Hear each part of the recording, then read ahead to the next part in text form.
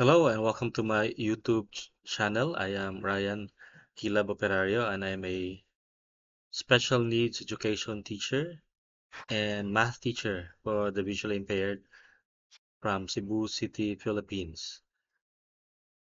In this video, I'm going to share with you how I was able to grow my small channel with less or minimal effort in a specialized and small niche.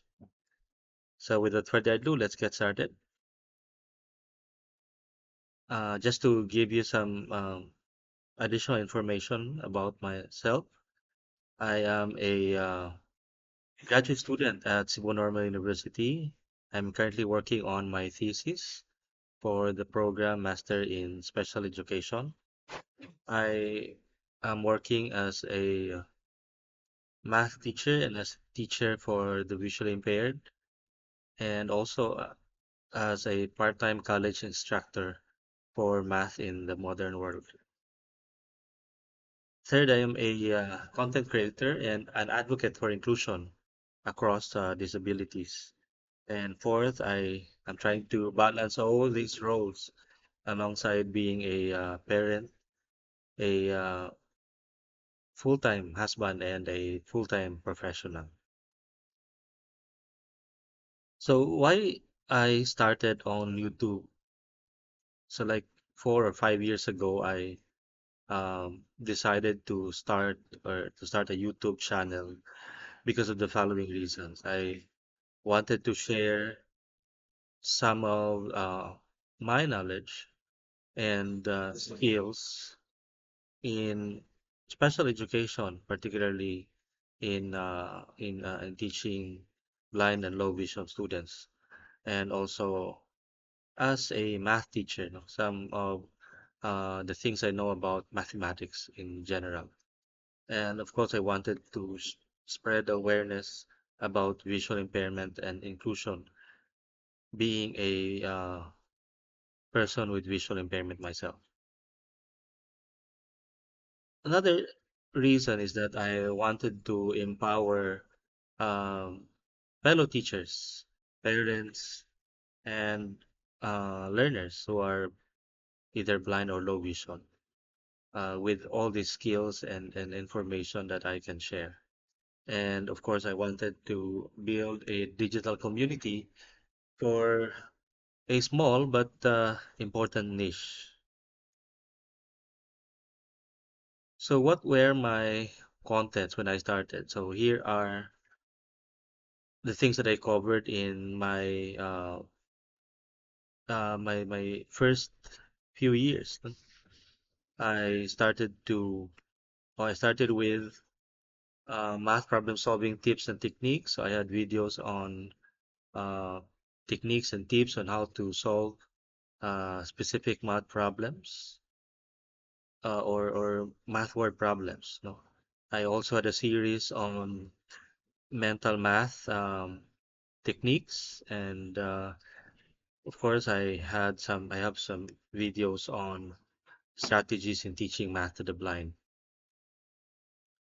And I also had contents or videos on what is visual impairment, dealing with low vision, Braille series, no? Both Unified English Braille and Nemeth Braille Code.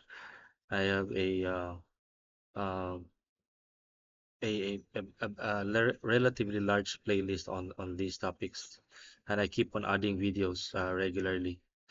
And of course, recently I have some tech tutorials, technology related tutorials on how to use NVDA, the screen reader NVDA, with Microsoft Excel and with PowerPoint and with other math assistive tools.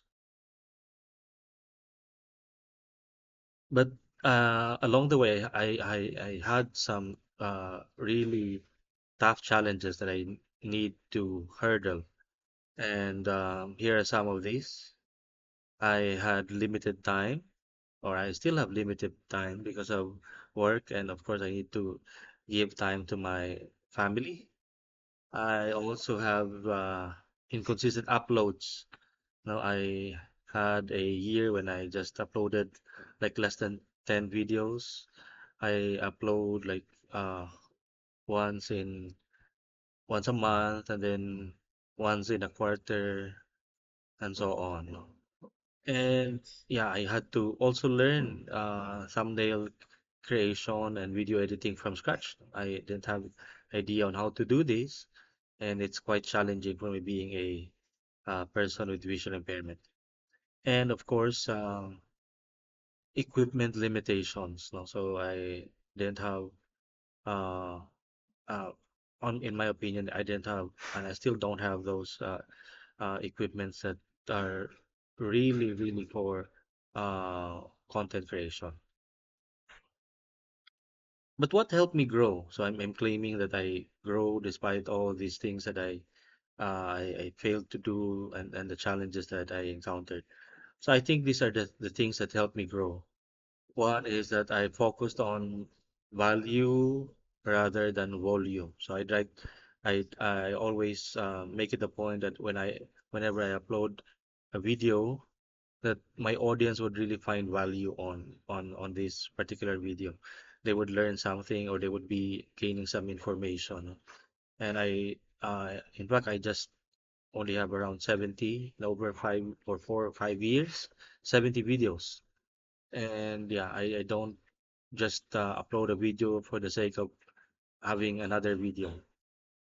Next is I make use of everyday teaching experience as content, although this is just of late or recently, that I have decided, like late last year, I decided to just make use of my everyday teaching experience now as my content.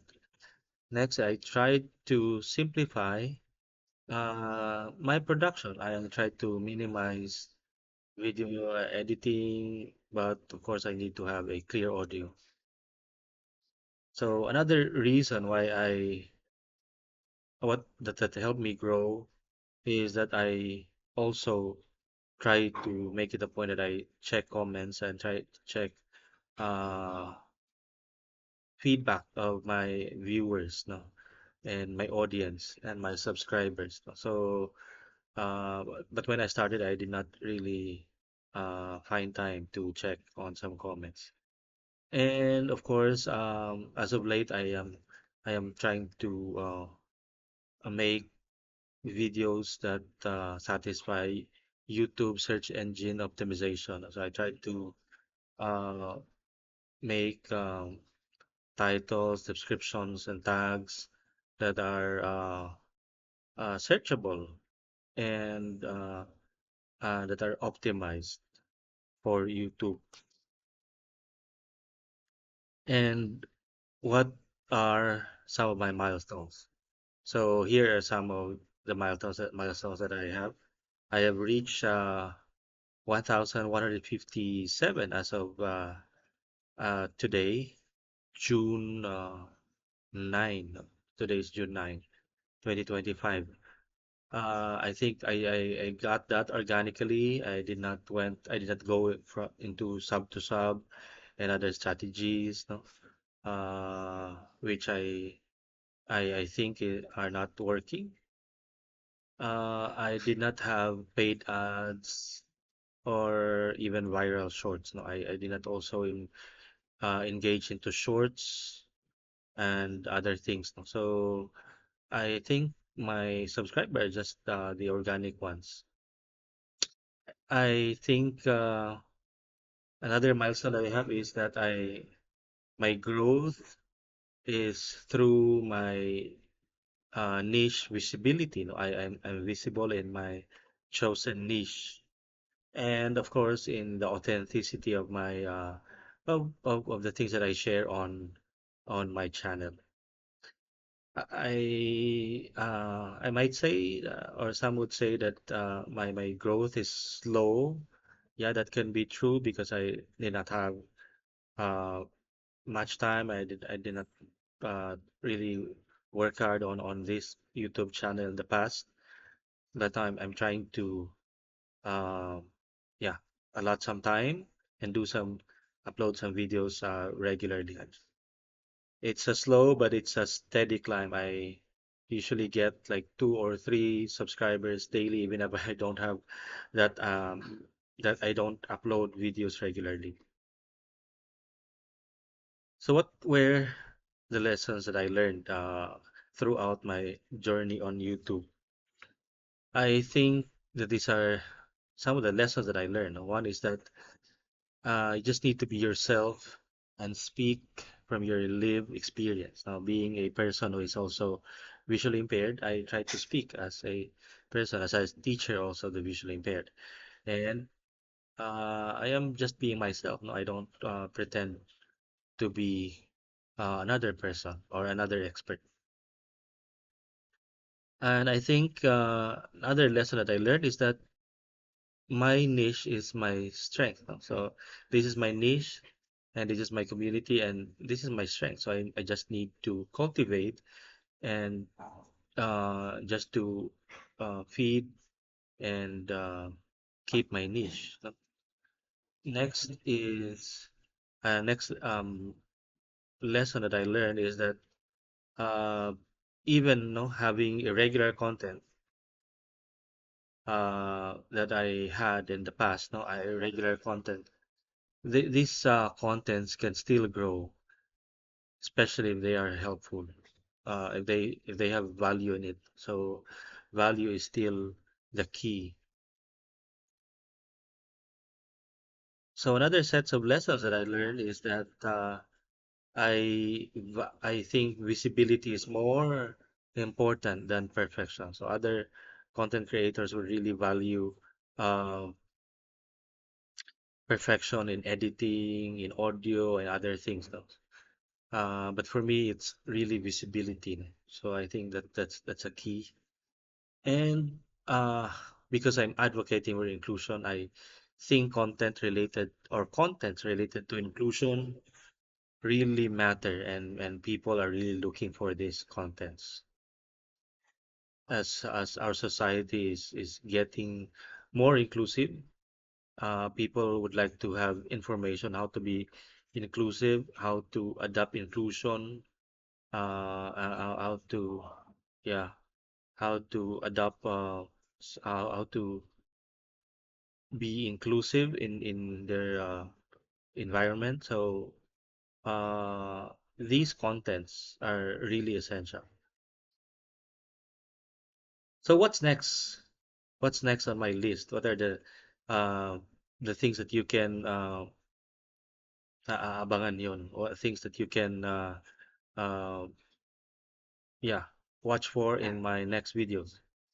I'll be having some new series on math accessibility tools and even other accessibility tools.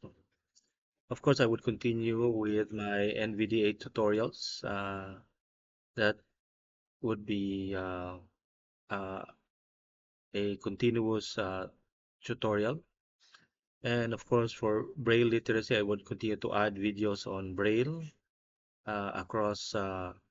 Probably I'd be having another series on Filipino Braille. No? And of course, assistive technology for students, as well as with the educators, no, for them to know what are these assistive technology.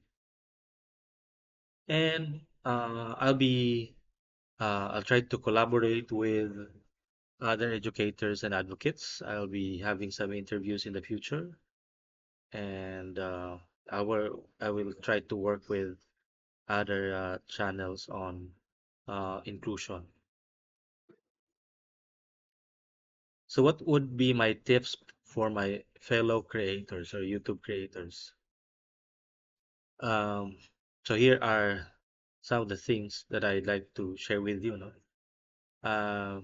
Yeah, just start first is just start with what you have. So whatever your context right now, whatever materials, equipment, expertise, or things that you do regularly, start on those, and you can make content of those things. Next is that if you're a teacher, you can make use of your teaching materials as your content. No? So if you share those materials on YouTube, other educators and support system can see that and they can also learn from that. Next is another tip is to schedule content based on your life rhythm, not on algorithms. No, so others are preaching about YouTube algorithm, whatever algorithm that they're trying to preach. I don't really submit to that. You go on with your life rhythm, no? Whatever schedule that you have, whether it's regular or irregular, go on with that. As long as you have value on the things that you produce and the video that you upload, people will really find your content beneficial and useful. And of course, you need to be kind to yourself. Uh, Consistency can look different to everyone. So, consistency for me can be so irregular, no? So it's not like tw twice a week, once a week. But for me, it's that's consistency. So it can be once a month or once in 2 months, regardless. And of course, you need to make it accessible for your viewers who have challenges or disabilities. No? So try to verbalize and describe your visuals, and of course, add captions on your content. And of course, consider color contrast for your low vision viewers and audience. And with this, I'd like to thank you for watching and listening, and thank you for making inclusion part of your journey. I am Ryan Aparicio, and I'm signing off until the next video. God bless us all.